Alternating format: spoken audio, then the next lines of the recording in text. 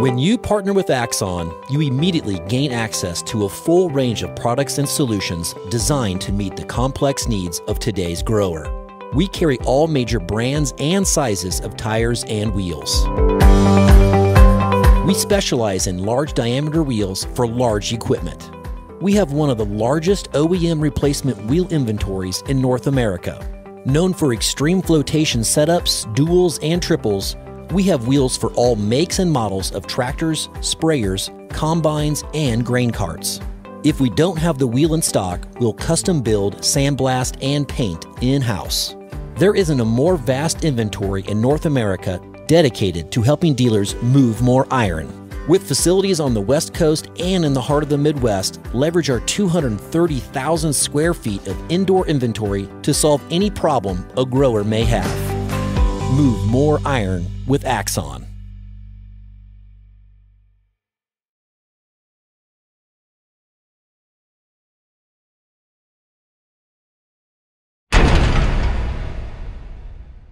Moving iron.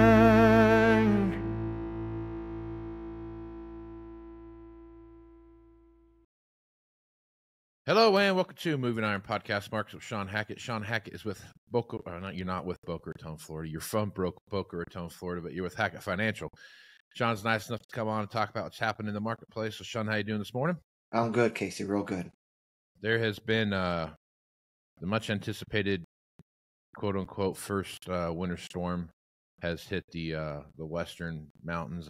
We're supposed to get an inch 3 where I'm at, but that could be 0 to 3 feet, and sometimes the way things get predicted out here. But looking at the pattern of the storm, the way it moves, if it moves a little bit east or a little bit south, there's a lot of places that are expected to get nothing that could get quite a bit, Shawn. So I guess as you look at this first big storm of the year, what are your thoughts there? And is this, you've talked about maybe a warmer run up to December and then this, a more intense January, February, March timeframe.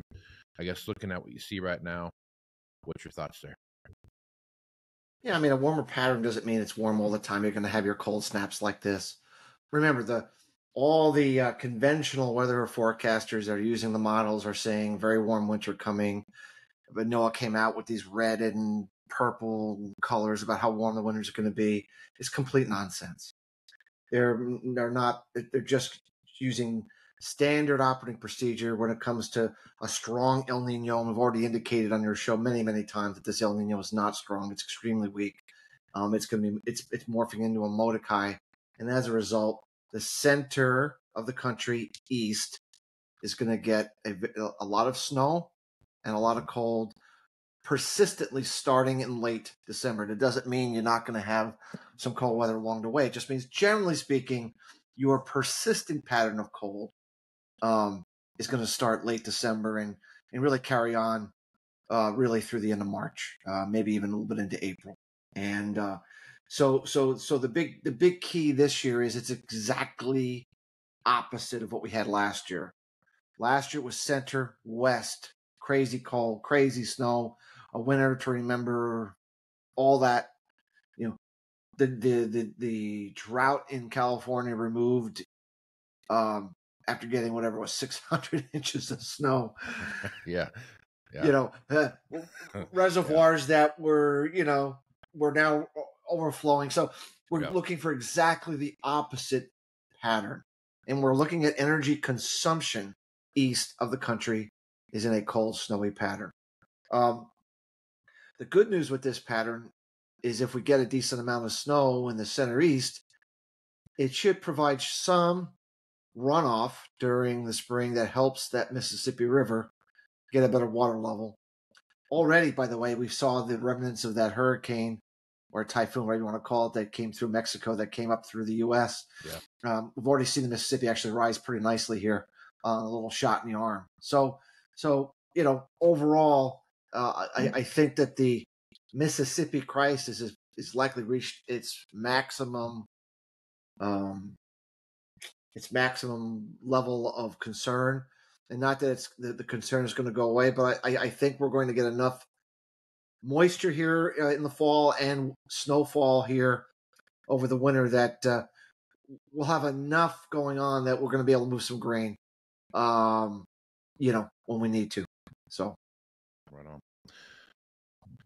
Yeah, that's the Mississippi thing was there for a while, was pretty critical, but now as you take a look what's going on, if you look at the water gauge, the Yeah. water level charts, which I just looked at it this morning, pretty nice bump up. And so, it's not unusual. You tend to get moisture in the fall. It's just a changeover of seasons and such. But overall, I don't think that's going to be a big story here for the U.S. going into the spring. I think that's going to turn out to be a back burner issue, even though it was a concern for a little while. It did create some issues with bases widening out and all that sort of thing. But I just don't think it's going to be a crisis situation unless we have a very dry winter. And I don't think where it counts for Mississippi, we're going to have a very dry winter. I think we're going to have plenty of snow and moisture. So, yep. All right, let's jump over and talk a little bit about what's happening in the cattle market. The cattle market this week has had a pretty rough week. So if you take a look what's going on there, we've seen some stuff. We got some green on the board this morning, but in the overnights. But as you take a look at that, you've been talking about this for a while, where the cattle market was going to start seeing some pressure, and we're starting to see it now more consistently than we've seen it in the past. So talk about that a little bit. Prices can't go up forever. I mean, they can't. What? There's a rule that what goes straight up eventually comes straight back down. I mean, it's just the thought that somehow people are going to pay ever and ever increases, higher price increases on beef forever, regardless of their socioeconomic situation, is completely ridiculous. But that's what you were hearing. Oh, it's a permanent shift. The demand is actually now it's not gonna go down. It's no longer cyclical. All this crazy things that people put out to try to justify a move. So the cattle price got too high, and because it got too high, the cattlemen are putting more animals on feed. They're feeding more and they're placing more in feed, which means more animals are going to be coming to the market here, over the next 3 to 6 months.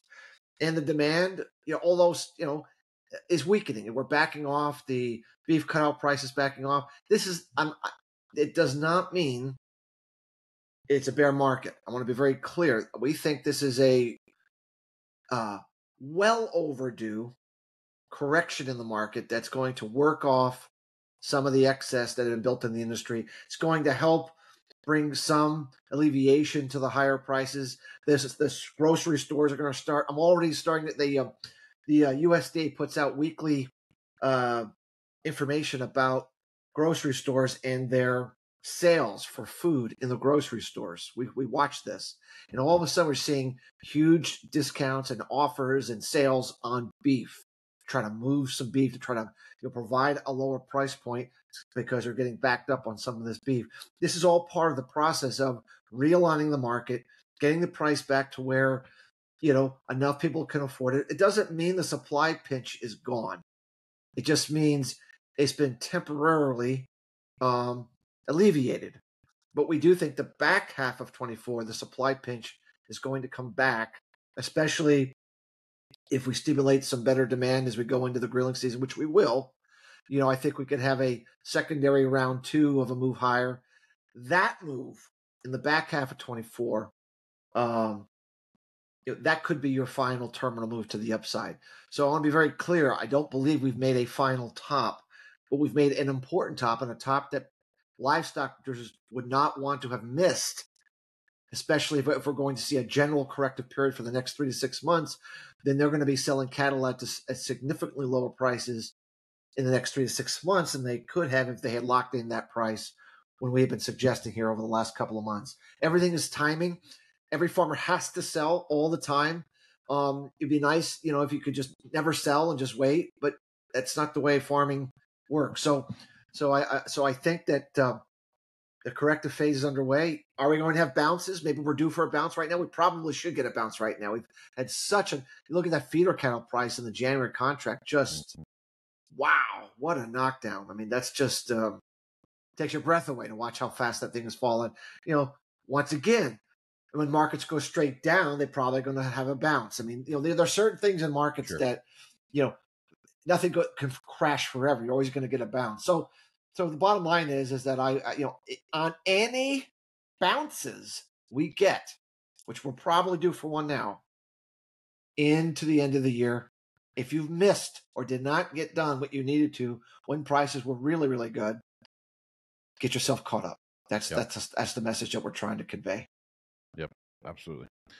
All right, Shawn, talk a little bit about this. We've seen some economic news come out over, for the past 6-8 months that are, recession. As you look at some of the stuff that we're seeing here, are you starting to feel like maybe there's some creep of these interest rates are starting to creep into people's buying patterns as you look at what's going on? I think the problem is that most of the people who are in the business of analyzing economic data are my age or older, meaning mid-50s or older. All we know is the world the way it was.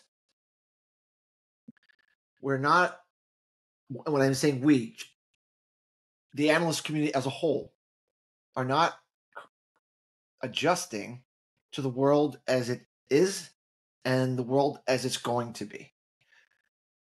When you have an exponentially changing technology platform in artificial intelligence and quantum computing, and when your economy has morphed into what once was a manufacturing and retail-led economy to a healthcare-led economy, I don't think you can apply the same rules as you did in the past to what the overall economy is going to do. Of course, if interest rates go up, people are going to buy less cars because the financing costs are more. Sure. Of course, if interest rates go up, people are not going to take mortgages out as much as they did before, and are not going to buy as much real estate and housing as they did before because it costs too much. Of course, the banks are going to lend less money out because they're under duress from the inverted yield curve that we've had up for over a year now. Yeah. So, of course, retail sales are going to fall considerably as people's disposable income are falling, and we're seeing clear evidence of all of that. That's all recessionary stuff. In fact, many of what I've just said, those industries are in or about to enter a recession. Yep. But it does not mean that the U.S. economy is in recession, right? Yes, Recession means the entire economy whole bubble, is in decline. And obviously, with what we just printed, you can argue they're full of shit. That's not a real number, and they're scamming. And I get all of that. Look, I'm not a big fan of government data, and there's a lot of faults with it. But we are growing. Maybe we're not growing at 4.9%. Maybe it's 3.5%, whatever the real number is. They'll make adjustments 6 months from now, and you'll find it was only 3.5%. But whatever it is, we're still growing as an entire economy because of these new levers that are being pulled. And so because of that, I'm not sure we are going to print a recessionary U.S. GDP number. I think we just might have what's called rolling recessions in certain industries, whether it's housing, whether it's commercial real estate, whether it's the retail sector, whether it's the automobile sector. I mean, I think we're going to have these rolling recessions, but I don't think where the most rapid growth is occurring and where the most dominant forces are in driving the U.S. GDP, those industries are not in recession. They are continuing to grow, and they're not really terribly cyclical as the other ones are. So I think we're not going to see that. And so as a result of that, I think once we go through this episode and everybody realizes that what we didn't have one, I think everyone's going to start rewriting the rules and rewriting what information do we need to be looking at to try to determine total GDP growth or negative growth and all the things that we've used to do. And of course, if you look at the stock market, right? So AI has been the whole, up until the last 10 correction here, in the last month, the AI stocks have been getting really hit very, very hard. But up until the last 30 days, we had the NASDAQ and the S&P 500 going up all year long on 15 to 20 stocks that represented the AI economy. The rest of the stocks were flat to down. I mean, if you look at the stock market breadth, they call it, where you look at the index going up versus all stocks, most of the stocks have been flattened down because we're in a negative economic environment. Right. But if you look at things like healthcare stocks and AI stocks, they've been ripping to the upside. Once again, the changing formulation of our economy. So the stock market is telling you exactly what's going on. AI and healthcare are very healthy, doing very, very well. And you look at the retail ETF, look at the real estate ETF, look at the banking ETF, crashing and burning to the downside. So there you have it. The stock market is telling you where things are bad and where things are good. And so when we're dealing with commodities, so we're dealing with something like cotton, which is highly cyclical to consumer sentiment and consumers' disposable income. A weak retail sector, which is what we have, is holds that market back from moving to the upside, because retail is in recession. And so, cotton is going to be impacted by that kind of thing. Now, if you're looking at, something like the wheat market, the wheat market is really not a cyclical demand base. Wheat is one of the food sources that feed the world under all the time. I mean, it's your go-to, one of your go-to food sources that is a must-have all the time to feed the world, including rice. So that demand is going to be solid. It's not going to be as cyclical. We're not going to be dealing with the same demand side headwinds. So you have to look at the demand base for that market completely differently than you would be looking at something like cotton or something like copper. Those markets that are much more cyclical to consumer behavior and to manufacturing behavior. And so, the commodities have been 2 steps forward, 1 step back. And the reason behind all that is because, for the most part, look, energy demand is cyclical, right? Right. It's cyclical. If the manufacturing sector and the retail sector and people's disposable income are down, they travel, so but yet supplies are tight in many markets. So you have this really interesting situation where you have tight supplies, worry over weakening demand. That's, so what we need to see is the Federal Reserve get comfortable enough with what's going on with inflation to say, you know what, we're going to back off on these interest rates, not back to zero. I hope we never go back there again. That was the biggest mistake we ever made, in my humble personal opinion. But, can we go from 5% to 3%? Yeah. Is that going to improve the retail sector, the auto sector, the housing sector, the banking sector? You betcha. And is that going to take the pressure off interest payments on government debt that's currently now exceeding our defense spending requirements? You betcha. Are we entering an election? You betcha. And so all of that says to me that 2023 was the bottoming phase for commodities. And if you look at the Goldman Sachs Commodity Index, we do an amalgamation chart of the Goldman Sachs Commodity Index and the BLS Cash Commodity Index. Goldman Sachs is a little more energy focused, whereas the BLS is more general. But if you look at it, we kind of made a double bottom from the spring into the late summer, came off of that, and we're sort of, so it looks to me like we're making this sort of a rounding double bottom, and we're just kind of gradually grinding our way, into the finish line here, into the end of the year. But I think we will look back at 23 as an overall bottoming pattern. Nothing to get too excited about, by the way, but a bottoming pattern. Because remember, we've had exorbitant bearishness in commodities all year long, and they've not gone down. They've not gone down anymore. They stopped going down.